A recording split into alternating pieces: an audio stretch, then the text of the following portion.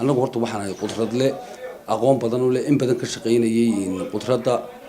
مركا قدرة وحنا كنا دول كل دوين أفريقيا دن سيد إثيوبيا كينيا صوماليا يمن مركا وحويا قدرة واحد ليل كل سنة ومالي والبلو بهاي واحد كلا أماها يعني جو حلقة يا بقفكو كارجي سوح مغنان كرا على بير مركا الأجو إن وح مغنان كرا با وحير أو لبعض الضباط بقف كارجي سوح مغنان كرا مالك استكستم كعشورة وتاجيه مركز ساعته وحنا نقول كرا وادتك وجو عشور بحين تبضن له dadka cashuur bixiyayaasha ee muwaadiniinta Soomaaliland wadadka ugu cashuur bixinta badan leh waayo talaabta kale waa wax mar uun la keeno laakiin saanagu waa dheel kala shuma wax loo baahan yahay maalin walba sida daraadeed dad xisaabtamo oo macal Jaanis la manihin dad wax qoyan si tabaanu nahay cashuurta wixina la yiraahdo bixiya baan bixinaa waxaan xasuustaa Cabdiraxmaan oo in la xusan mudan waxaan dilaal mukhallis qudrada soo qalisa oo soo cashuura baabuurta sanadkii imka intay 2023 bilowgiisii قدرتي عن صوماليا يكسو عشوري إثيوبيا ككينيا عن كاستمرة كلا دوان كسو عشوري واحد سمي لامبر أنا سمي ليلا طبعا بلاد ملها قاري أيام بحي لعق لان لحية 8 مليون لحية 8 مليون سدح بقول يسقالي يلا باتن كون أو دور من قعنتي تكون بحي أو هذا هو مدة سوا طبعا بلاد وحنا عشورات دتك قدرتها سود تسوي وردان عشورة مركان هذا بحولها سو وحوين قاري وحصارن كون كيش كون يلا بقولو كيش سيلد وحاسب السوق لي وحنو أسي هالك حسبة أسري بدر مركي هالك الله بقى يتمن بابور أو قاقابان أو كوا عند ميدلا الله يغانو يتمن كريمار أو كوا الله بدر يسكو حلين يسوي تاجان ميل وحلقو رقم مهلا ميل استور مهلا وحويه وحلقة يا بقف كيش لا يطبق قولك كون أما بقول يكون تكون قدرتك كهني إنه رجو أو ميل يركور رسيو أو تصير في سلان ولنتان أو بقول يكون تكون بقى وتتبع شو بدوات وخسارة dadku ma aha dad walaal Cabdiraxmaan oo xisaabtama ama dawladda Allah ama intay Jaanis ay ku dacwoodaan hela laakiin se waxaanu nahay dad markay waxaanu dhaafaan dub shaqo tagaanu nahay marka horta xaalad noocaas ah nala gudboon waxaana jira Cabdiraxmaan oo walaalo waxaan ka soo shaqeeyay dhul badan oo Afrikaan kamid ah waxaan ku arkay shayga qudrad waxay leedahay oo markida oo hadda aan waxba ku noqonin oo service oo gaarigina baakin ka helo imikana waxa jiraaba waxa soo kordhay baabuur dhaadheer oo aan nagu badnaan jirin barkii hore waxaan islaan jiray baabuurta waaraadka la yiraahdo candamiidlaha oo dadka dadku yaqaanaan laakiin si imika waxa soo bilaabmay baabuur isku xidhan oo laba isku xidhan oo Kenya iyo Ethiopia iyo Soomaaliya aan ka soo rarno qudrada noocyada kala duwan soo qaada laba ma kala jeesan karo imika waxaan sameeynaa habeenku intuu isku jiraan soo gudinaa tabeedna meeshaan ku baakinaa لأنه waxa weeyaan subaxii hadii waagu bariyo xaqaan oo ma dhaqaaqi karo 24 saacadood habeenka dambe ay marka dadku rawaxaan ay ka baxaa gaarigaas meesha dawmada badan mar hadii nagu soo kordhiyaan qudraduna ay tirdabaadka tahay wax maalin walba la cashuurayo taanagu wasaaradda maaliyadda cid kama aragno cidna ma had celisa ma aragno cidna uma dacwoono doorta anagu mana dacwoono codkayguna cid ma gaaro mas'uuliyiinta dawladda waxaan u maleynayaa dadkan dan yarta ah maalin walba cashuurta bixiyay dadkan iska ganacsatada dhaxay war iyo wacaal waxay ka hayaan ma jirto waayo mas'uulkiin annaga naqabilsanay wasiirka ganacsiga ama wasiirka beeraha ama agaasimayaasha dijiyadu waxa weey anagu dad masaakiin baan noo gaari u raranayo saacad kasta degdegaya ama wax qoyan sita nin xafiis ku jirana isma aragnaba noomana soo baxaan marka waxa weey waxaanan isgaarin dadkii waxaan ruulkii ku lahaayeen aan wala wadaagi lahayn iyo anagu ilaa iyo hadda ismaanan gaarin Cabdiraxmaan anigu hadda aan kula hadlayo waxaan ka soo baxay shaqan ka soo baxay Jaanis ma helo marka waxaan horta ka codsanaynaa dawladda waxa weey cashuur baan bixinaa dadka tiirlixaadka dadka waamaanu leeyahay in loo sameeyo meel firisoon oo kale ah oo hangaraa oo waaweyn oo gaari baabuurti baakin ka hesho bartilmaameedna qudrada u noqdo dhibtan iyo kadeedkan iyo waxana aan kaga raysano cashuurta dawladana way sugmaysaa marka wixii la soo koobay meel la isugu geeyo way sugmaysaa waxa weeyaan kun ka gaariga magaalada soo galayaaba firisoonkaas ay wargeliyaan dawladdu ba cashuurtu u sugmaysaa annaga xooli baan naga dhimaneen qasaari baan naga yaraanaya service badan baan helaynaa marka horta cid ay qusayso wasaaradda ganacsiga iyo wasaaradda maaliyadda iyo wasaaradda beeraha inta horta waxaan ugu baaqaynaa arrinka in si degdeg ah looga caawiyo waxaan ku hadli doonaa shirar dambe oo jiraayadna waan ku hadli waxaana weeye insha Allah bidmillaahi kariim hadii ilaahay ka dhigo waan nala eegi doontaan caqabadaha anna haysta indhihiina ku soo arki doontaan TV-ga qarankan geyn doonaa dad badan oo waxaan ka shaqeeya ayaa wareysan doontaan marka arrinka waxaan ugu baahanahay si degdeg ah insha Allah waxaan kale oo walaal halkan ku xusayaa nin la yiraahdo Cabdikariin Axmed Moogi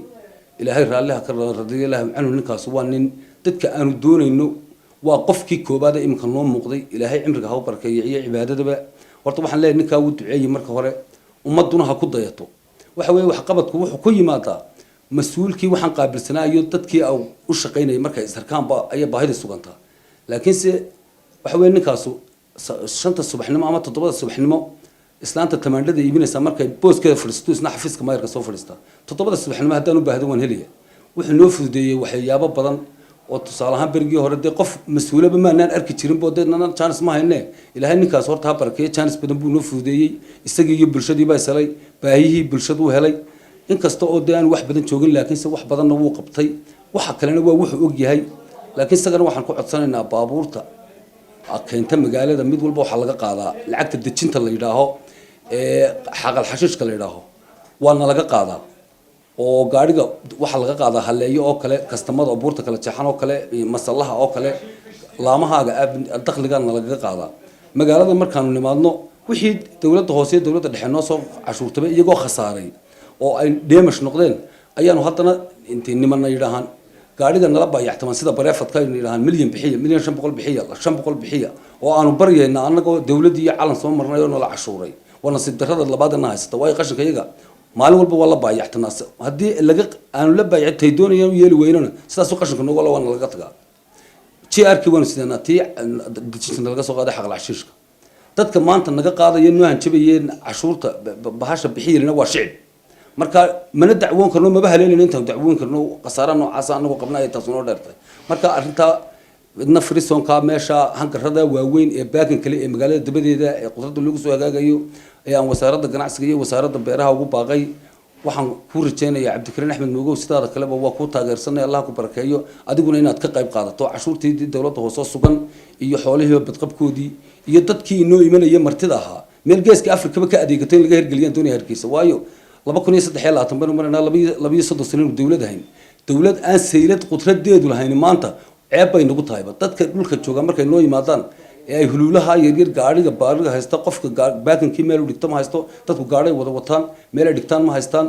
marka arrinkaa inaad ka qayb qaadato adigana waan kugu bashaareynayna waxa kale oo jira kulli inta waan ka hadlay qudrada laakiin kulli waxa jira kolka darku marka la doonayo inuu horumaro oo wax la qabto imika waxa weeyaan wadanku sidoo yahay cimiladii way isbedeshay waad aragtaan wadanka waxa ka taagan kulli dadku inay isku filaadaan oo wax beertaan ayaa horta muhiim ah wax beeraha waxa nooga wakiila wasaaradda beeraha ayaa nooga wakiila beeruhu waxay ku yaalaan miyiga waxa weeyaan qofkii lahaa 10 kilomitir oo banaana oo aan waxba ka beerin buu dhex taagan yahay sidoo godin la dhex taagan yahay xoolaha iyo dadka ugu dhibayo isagoo ku gaajoonaya ayuu kaga dhintaayo kalena saasoo ku sii dhaxlaa hadduu maalin sidaaho beertaada soo sharciyeyso ama in wasaaradda beeraha tag dee wuu imanaya wasiirkii maba helayaba qof cawlan oo miyi ka yimo beer ka soo dhex baxayna cidiba ma eegayso waqtiga maanta jooga dhibaatada halka ka dhacday weey marka waxa weeye wasaaradda beeraha fadhiimo yaalayay fadhiin ha hawlgeliso tiimo wacyi gelina beeraha miyiga ha baxdo ee beer roobaad ah ee raashinku ka baxo waxa weeyaan dadka wax nasiib darrada haysta beer qulo sharciya male ilaa waliba ha u badnaato bariga ha u badnaato waxa weeye 10 kun oo beerood oo mid qulo sharci lahayn ba gudin la dhex taagayo 10 kilomitir dadkii way ka xidhayiin xoolii way ka xidhayiin dadkii waxba kama soo baxayaan war magaalada ha ku sugina beeraha ka caawo tiiman hawlgeliyo qofka beertu jooga sharciga ha lagu siiyo cabirku leeyana ha loogu sharciyeeyo sidoo maalgelin baananka uga helo oo iskaashatooyin u helo waayo qofka haddaan sharci lahayn iskaashatana ma geli karo baan maalgelin ma geli karo hantiba malade ay cidlaabo gaar ka haya xoolii wuu ka xidhay oo way qadeen isagii waxba kala ma soo bixin ummadii kale wuu ka xidhay isaga laftigiisa dhibaato haysataaba waa keligii godin la dhex taagay itaalo ma hayo geed qasaxa kama goyn karo idinka u dawladda uma tagtaane ka caawo tiiman hawlgeliya wacyi gelintii sameeya heesii wadaniga ah beeraha qaada dhalinyarada bila amalka ka xeeya daawanayo waa dalka ay ku qaada haddii aan sidaa la yeelin xafiiska ku jirtaan oo waliba 10 gaari oo qabaalo ciidana isku wareejiyaan wax cid la idinka ilaalinaya dawar uma hayno anagu masaakiintii cashuuraysan baanu nahay waanu jecelahay ina saacad walba noo timaadaan baanu jecelahay inta waxaan shaqeynay 22 sanadood ayaan soo shaqeynay qudradan soo rogayaan siiladaha wali wasiir gacmaan la sastoon dhex mara ma nara maxaynu markaas ugu ogaanayna baa dadku waxa ku maraya dadka wax loo horumarinaya waa anaga idinkiin fulintiina isma baarkayne waa boorta wasaaradda beeraha ugu horumarayso sharciga qofka meeshiisa ha loogu geeyo si isqabsigaa yaraanaya habeen walba wuu kordhinayaayo buuraha ka shisheeyu soo ayuu habeen walba ila wixii looma sharciyeyn ma garanaysa habeen walba waxa uu kordhinaya marka dhibaatooyinka ugu badan meesha ka jiraan waa meesha markuu qofkii au sharci loo habeeyo iskaashatu helaya maalgelin buu helaya illa aaminu helaya wuxuu leeyahay buu garanaya imika haddii dadkaas wax kaleba uma baahna waxay u baahan yihiin in kayntana looga garaaco cagaftana loo mariyo wixii ka soo baxana loogu shubo lala qaybsado oo dawladuna bar qaadato ninkuna bar qaato dalkuba qalbigu noqon lahaa 2,000 kintaal beertay ka soo qaan kuna ninkiiba qaadanay kuna dawladda qaadanaysa salaamu calaykum marka waxaan leeyahay hawsha hadda mas'uuliyiinta tihiin de kulley warta madaxweynaha qarankana aad iyo aad baan u salaamaya de madaxweynuhu waa madaxweyne sharaf leh waa madaxweyne Soomaaliland ugu weyn laakiin sidii waxa ka hooseeya wasaaradda ayaa ka hooseeya ilaa heer deegaan ilaa heer gobol maamul daadajin buu sameeyay oo kulli hawlaha hadda isagu de maamul daadajin buu sameeyay laakiin isaga horta aad iyo aad baan u salaamaya wacyigelintan ha sameeyo insha Allah bismillaah kariim annaga xoolaha qasaaray waa xoolihii naloo soo cashuuray xaqna waxaan u leenahay xoolihii hadii naloo soo cashuuray haday qasaareen wixii waa qudrado qasaaraheedu wuu badan yahay mar haday qasaareen annagu adduunkaygii aan weynay naga qasaareen de dawladii aan hoos joognay calankeedii cashuurta naga qaaday inay naga qaato ayaan de annagu diyaar u nahay laakiin se qolo kale oo shicibaba ayana meydkayagii eeganaysa oo dhanaysa misaanu ka qaadna habeen walba nala baayactamaysa taasaan nagu nasiib daraaba waayo waa qof shicibade qof shicibana waa taqaan in dukaankiisa gaadhigiisa aad raranayso de wuxuu doono ka qaadaya annaguna haddii aanu siin weynano de qashinka cid naga qaadi mayso taana kulley dee cidda ku shaqada leh waa hadalkaygaa way dhegeysan doontaa arrimahana ha la ogaado waayo hadday maanta waxa dhacday waqtiyada ka mida dee meeshii waxa weeyaan shicib baa qashinkii guraya qashinkii markuu shicib guraya ma halkii lacag laga bixiyana way ka qaadayaan dee meeshii aan lacag laga bixinaa assalaamu calaykum way iska oleysa waxa dhacday inta cabdiraxmaan almisow waqtiyada ka mida bisad baa meel ku baktiday bisadii dadku dee waa dad bacba yar baa lagu laabay subaxii baan soo kalahay waan eegay mise way taallaa jawaankii bay ku laaban tahay subaxii dambena waan eegay misaalkii bay ku laaban tahay waayo cid lacag ka bixin mayso de maalintii dambe taxi baan u kiriyay 15 kun siiyaan ku inta jawaan ku ridan ku soo turmeel marka waxa weeye wixii de lacag laga bixinayo baa laga qaadaya suuqi waxaan lacag laga bixinaya ka qaadaya dawladda hoose horta fariinta waxaan u diraya kulli horta waxa weeye de kulli istiraatiijiyad way u leeyihiin qashinka dhibaatooyinka qashinka ka jira waxa weeye taa aan ka hadlay waa kamid xaafadaha oo kale marka la eego maalinta khamiistay soo maraan dawladaha inta qolada qashinka qaata dadka waa ogtay qashinkooda sidoo uu guriga uga soo baxo qofkii 7 casho de qashin guri kuma hayn karo xanuunkaaba de ka koobadi oo qof la yiri 7 casho qashinka guriga ku ururso de nolol caafimaadku haystaaba aan jirin badi marka waxa weeye dadkana meelay geeyaan ha loo sameeyo dawladuna ha ka hawlgasho subax walba ha la qaado haday macal lacag la charge gareeyo de dawladii cashuurta naga qaada hana charge gareyso de iyada waan ku kalsoonahayo